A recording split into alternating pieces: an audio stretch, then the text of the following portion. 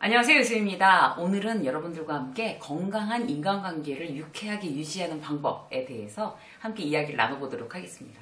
대인관계에 대해서 이제 곤란을 겪는 분들도 물론 있지만, 대인관계에 특별하게 내가 힘든 점은 없는 것 같아 라고 생각하시는 분들도 사실 이렇게 일이 잘 안 돌아가거나 뭔가 일이 탁 막히거나 이랬을 때 뭐가 문제일까 이런 생각들, 그런 고민들 하시잖아요. 관계에서 오는 문제일 가능성이 많습니다. 그렇기 때문에 우리가 이제 행복하게 살고, 그 다음에 이제 내 일을 좀 더 원활하게, 함께 사는 사회니까 함께 있는 사람들하고 관계가 원활한 게 내 일을 잘 풀어나갈 수 있는 가장 큰 기폭제가 되는 것 같아요. 그래서 이번에 이제 그런 건강한 관계를 위한 시리즈물을 한번 이제 진행해 보려고 하거든요. 오늘 그 첫 번째 시간으로 여러분들과 함께 하겠습니다. 저 사람은 참 사람을 대하는 방식, 인생을 바라보는 방식이 건강해 라는 평가를 받는다면 대단한 칭찬이죠. 그리고 이제 그 사람을 떠올리면 이제 유쾌해지고, 이제 그런 사람들이 있어요, 우리 주변에. 자기도 즐겁고 함께하는 사람들도 이제 편안하게 해주는 그런 사람들. 어떤 재주가 있는 걸까요? 내가 많은 사람들과 엮여 있지만 관계의 문제는 계속 배워나갈 수밖에 없는 것 같아요. 스스로 훈련하고. 오늘 제가 이제 여러분들과 함께 나누는 이야기는요, 이제 그 인간관계에 대해서 시리즈 동안은 계속 이제 다른 관점, 또 다른 점을 제가 이제 계속 짚어서 여러분들한테 소개해 드릴 거고, 그 제가 짚어드리는 부분을 나와 관계된 사람들과 같이 비추어서 나는 어떻게 지금 지내고 있는지 한번 이게 리마인드 해보시는 시간이 된다면 굉장히 유익할 것 같습니다. 첫 번째는요, 상황에 대해서 이제 건설적인 사고방식을 하는 게 건강한 어떤 인간관계를 유쾌하게 유지하는 방법 첫 번째입니다. 문제를 대하는 방식이 그 사람 자체를 결정하는 거죠. 그러니까 어떤 문제, 우리가 이제 항상 살면서 크고 작은 문제들을 늘 겪잖아요. 그런데 보통 이제 문제가 딱 터졌을 때 두 부류로 나누는 것 같아요. 한 부류는 일이 탁 터지면 막 화가 나고 두려움이 앞서고, 그러니까 당장 책임 소재를 일단 남한테서 찾고 비난하는 걸 우선으로 하는 사람이 있어요. 또 하나의 유형은 어떤 상대방이나 자기 자신을 일단 원망하지 않고 어떻게 이걸 해결해야 되지? 솔루션부터 찾는 사람이 있어요. 그 두 가지 유형의 사람들로 주로 사람들이 이제 나뉘는데, 이제 전자의 경우는 당연히 이제 관계가 좋지 않고, 후자의 경우는 관계가 좋을 뿐더러 어떤 일을 해나가는 방식, 풀어나가는 방식을 유능하다고 인정받습니다. 그 대표적인 장점인 거죠. 이제 그런 이제 후자의 방법이, 예를 들어볼게요. 이제 주식이 한창 이제 키워드가 된 지 벌써 한참 됐죠, 한국 사회에. 그런데 이제 가정 불화의 가장 큰 원인도 사실 주식이라는 거 아세요, 여러분? 그 빚을 내서 이제 주식하는 분들, 그 다음에 이제 젊은 청년들 많단 말이에요. 그런데 빚을 내서 주식을 하면 손해 볼 가능성이 훨씬 더 높습니다. 왜냐하면 마음이 조급하니까. 그렇게 해서 이제 손해를 보고 대출 이자가 문제가 되고, 그러면 이제 어떻게 해야 되겠어요? 상황에 대해서 이제 이 문제를 어떻게 해결해 나갈 건가를 가까운 가족들이 같이 이제 머리를 맞대고 고민을 해야 되는 거잖아요.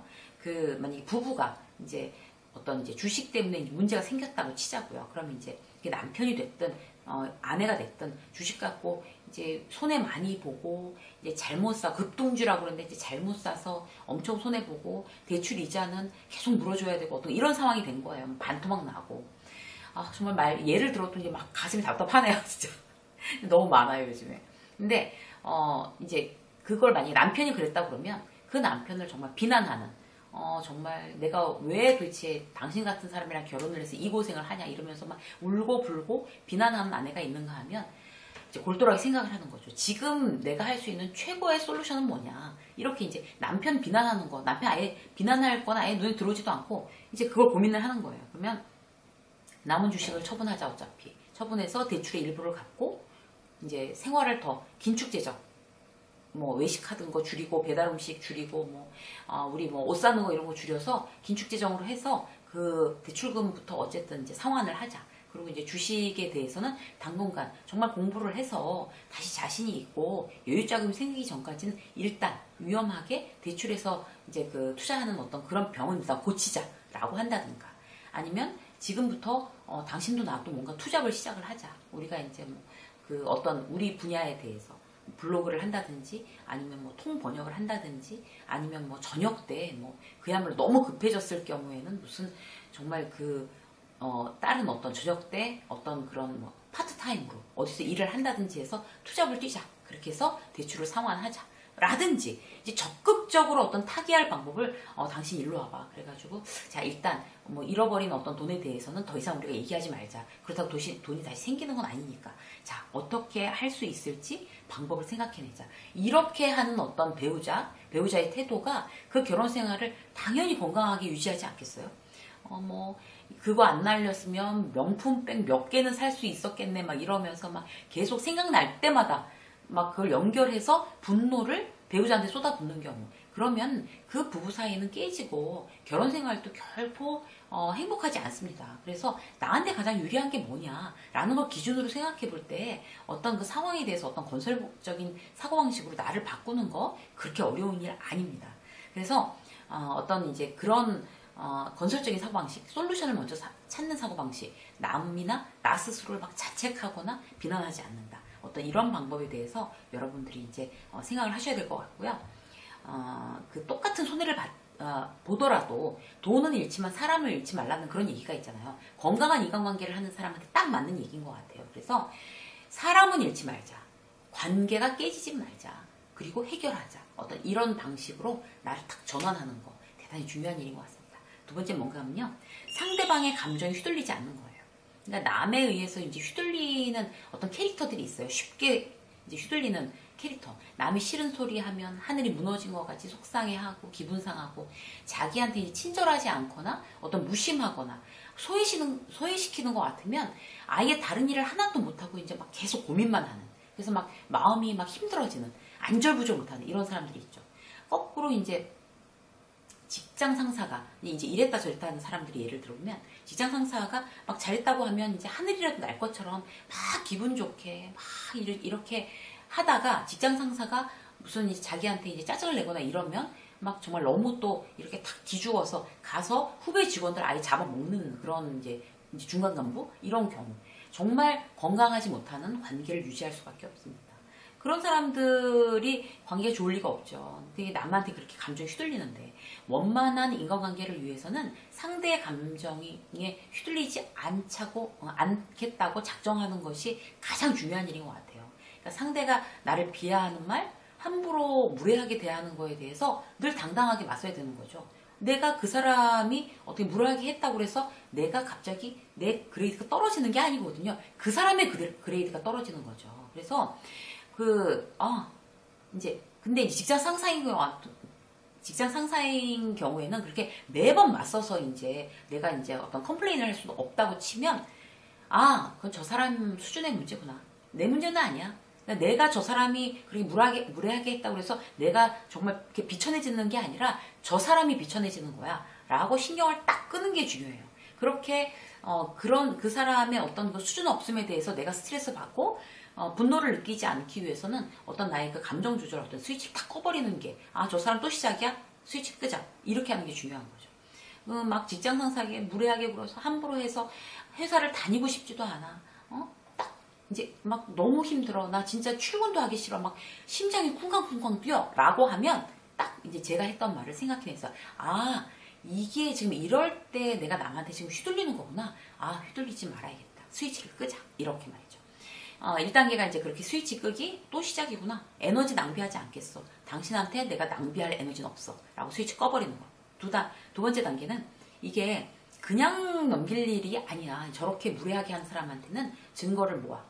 이게 이제 내가 언제 몇 시에 어떻게 얘기를 했고 이런 것들을 증거를 다 수집을 하세요. 그게 꼭 그 사람을 공격하기 위한 수단으로 쓴 게 아니라 그렇게 증거를 모으고 있으면 내가 감정이 휘둘리지 않고 전쟁을 해도 내가 이길 수 있어. 저 사람이 날 휘둘러서 어떻게 하지 못할 거야. 라는 어떤 자신감 때문에 증거를 모으시라는 그렇게 말씀드리는 거예요. 그래서 그 증거를 모아서 내가 그걸 막 투서해가지고 끝장을 보겠어. 이게 아니라 나는 저 사람보다 우위에서 지금 싸우고 있는 거야. 라는 어떤 그런 자신감이 중요하죠. 그렇게 되면 이제 감정이 휘둘리지 않거든요. 늘 저 사람보다 내가 열등하다고 생각했기 때문에 그 사람 때문에 감정이 휘둘리는 거거든요. 그래서 열등하게 느끼면 안 됩니다. 그리고 그렇게 이제 무능하지 않는 나, 발견하는 어떤 건 이제 힘이 되는 거죠.